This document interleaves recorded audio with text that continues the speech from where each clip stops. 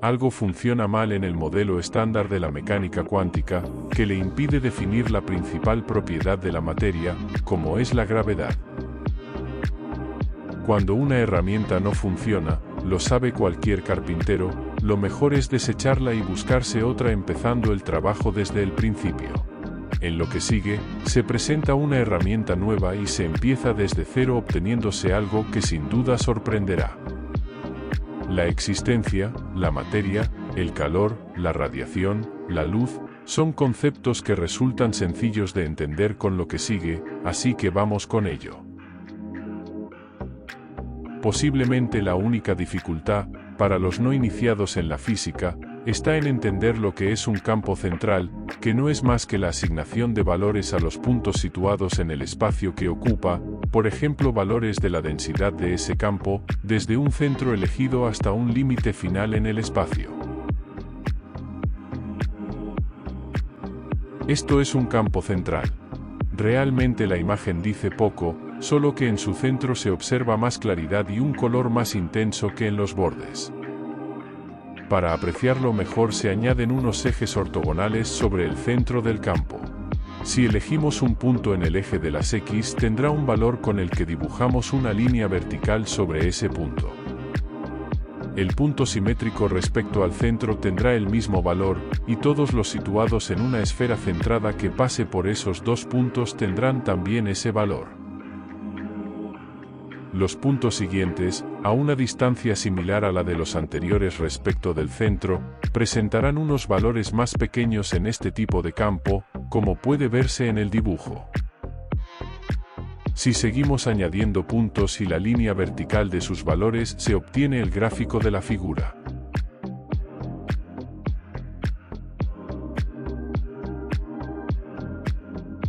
Al unir el extremo superior de las líneas de valores se puede observar el gráfico de la distribución de densidad de ese campo, según se escogen puntos cada vez más alejados. La curva obtenida es lo que en matemáticas se llama una distribución normal. Eso es, para los no iniciados, un campo central. Cada punto del espacio que ocupa tiene un valor, y sabiendo su distancia al centro, si el campo está definido, se sabe cuál es ese valor. Pues bien, en esta nueva mecánica de lo minúsculo, la unidad de masa gravitatoria es un campo similar al descrito, que además tiene otras particularidades muy curiosas. A saber, es indestructible. Es impenetrable por otros campos que pudieran existir. Su espacio asociado, es decir, hasta donde puede manifestarse, es muy grande. Es además, por decirlo así, sumamente elástico. Como consecuencia de esa elasticidad, si se acciona sobre él, puede pulsar, al contraerse por la acción y detraerse por su elasticidad.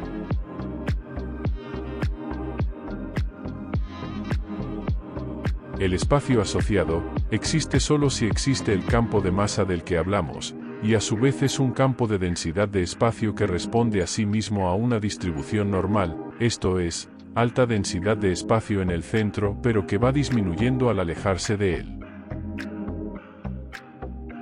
La última particularidad es que su tamaño es sumamente pequeño.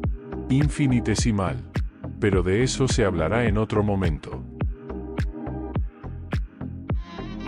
Como su representación gráfica es ciertamente complicada con esos atributos, en lo sucesivo se representará como una bolita, como una partícula, pero sin olvidar en ningún momento que es un campo central y tiene sus muy importantes peculiaridades. A partir de ahora la llamaremos P sub G.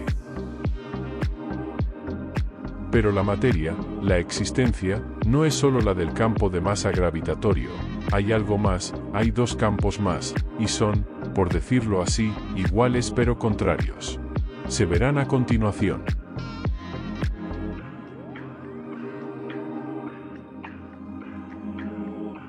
Este es el campo al que llamaremos electropositivo, que es un campo similar al de masa gravitatoria, pero de menos alcance, es decir con un espacio propio limitado, y este otro es el campo electronegativo, análogo al anterior. Ambos son indestructibles, inmiscible, y perfectamente elásticos. Hay un cuarto campo, además de los citados, pero del que se sabe tan poco que solo se mencionará, como, podría actuar, en un próximo capítulo. Así que recapitulando, existen los campos, G, representado por la partícula P sub G, el campo más, representado por P más, el menos, representado por P menos y el P oscura. A continuación se verán las relaciones entre ellas y consigo mismas, si bien, las causas de por qué ocurren esas relaciones, se verán en el capítulo 2.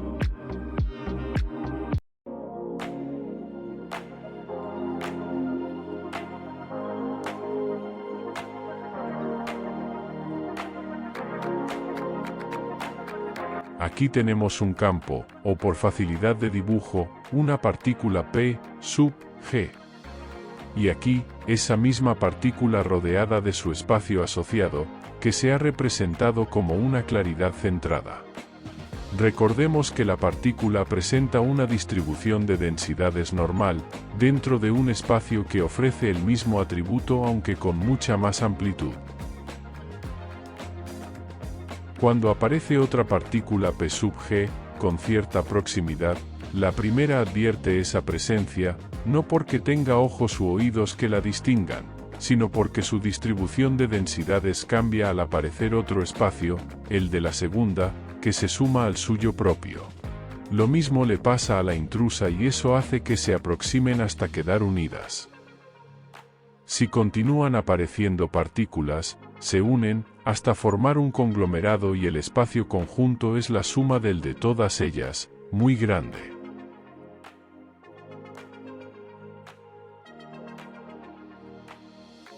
Las partículas P más y P menos se comportan con las iguales a ellas de forma muy distinta.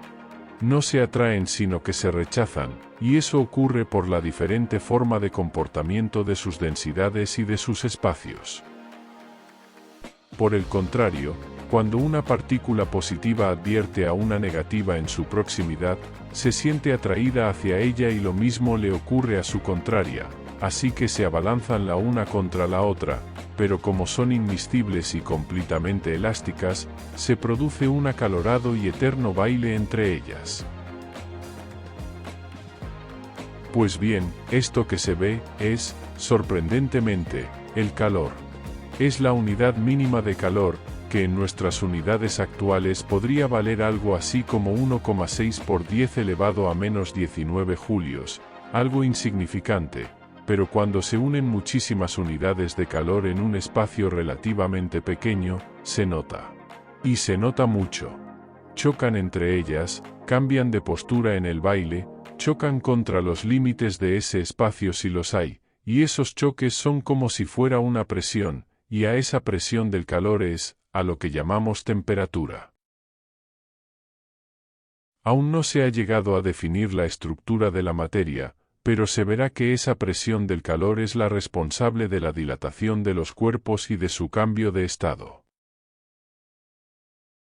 Otra relación curiosa es la que sucede cuando una partícula de masa, P sub G, detecta la presencia de una eléctrica positiva, P más.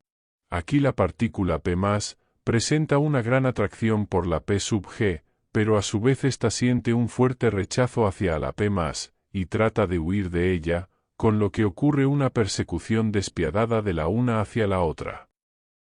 Ocurre lo mismo cuando la PG advierte a una P menos cerca de ella, la P más se ve muy atraída por la PG, pero ésta rechaza a la segunda y escapa de ella que la persigue velozmente. Cualquiera diría que se han visto a un neutrino electrónico positivo y otro negativo. La siguiente relación que se mostrará ahora, entre partículas, o entre estos campos centrales descritos como partículas, es aún más sorprendente. Se trata de cuando una partícula P, sub G, distingue la presencia de una P más y una P negativa, que se aproximan desde distintas direcciones y aún sin interactuar entre ellas. En este caso, las partículas P más y P menos se atraen como hemos visto antes, y a su vez presentan una gran atracción por la partícula P sub G. Pero la P sub G, la partícula de masa, esquiva a las dos eléctricas y trata de huir de ellas. Eso conduce a una interacción como la que se ve. Es la radiación. Es la luz. Y ese trío que corre es un fotón. Las partículas eléctricas se atraen y se separan y al mismo tiempo son atraídas por la partícula de masa, con lo que siguen un trayecto semisinuidal. Eso corresponde a la onda eléctrica. Al mismo tiempo, al atraerse y llegar hasta aplastarse, se ensanchan, y sus bordes trazan un trayecto también sinuidal. Es la onda magnética.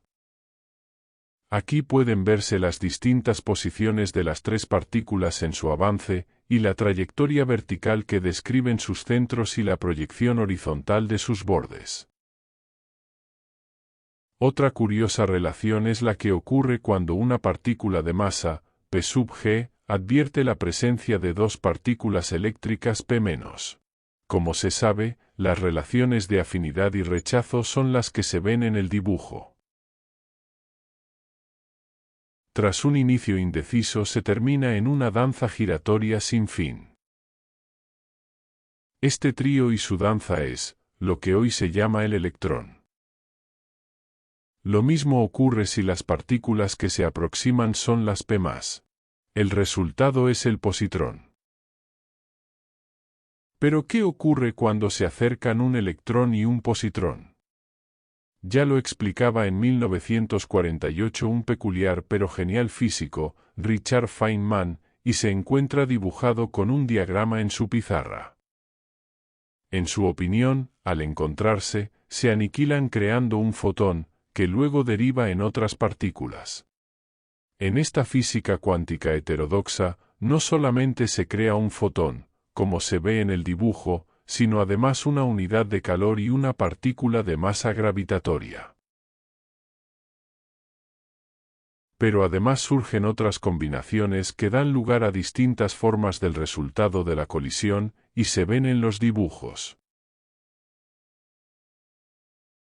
Tanto Feynman como su mentor, John Archibald Welle, a la derecha en la foto, fueron los primeros físicos que hablaron de una mecánica cuántica basada en una teoría de campos, y esta física heterodoxa que se ha presentado es eso lo que aplica para explicar lo más básico de la existencia.